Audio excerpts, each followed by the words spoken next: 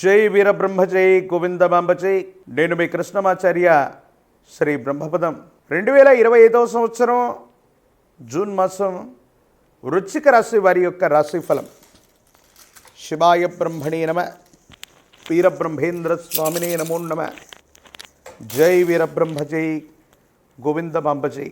వృశ్చిక రాశి జాతకుల యొక్క జీవన గమనంలో కొత్త వృత్తి, కొత్త వ్యాపారాలు, కొంతమంది కొత్త వ్యక్తుల యొక్క కలయికతో మీ దైనందిన జీవితంలో కొన్ని మార్పులు చోటు చేసుకోబోతున్నాయి. ఈ సందర్భంలో మీరు ప్రయత్నం చేస్తున్న కొన్ని పనులు ఇప్పటికీ సఫలీకృతం కానటువంటివి ఏవైతే ఉన్నాయో అవన్నీ కూడా నెరవేర్చుకోగలుగుతారు.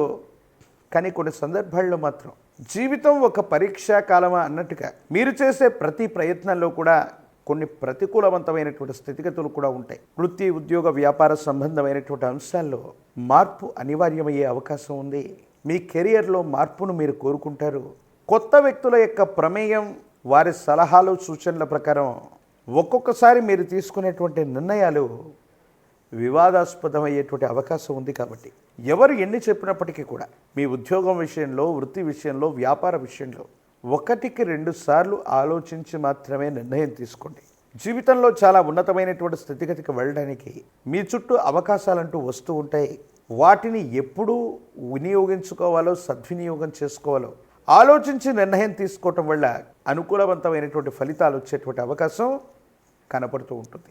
జీవన గమనానికి సంబంధించి సానుకూలవంతమైనటువంటి ఫలితాలే కొనసాగుతూ ఉన్నాయి.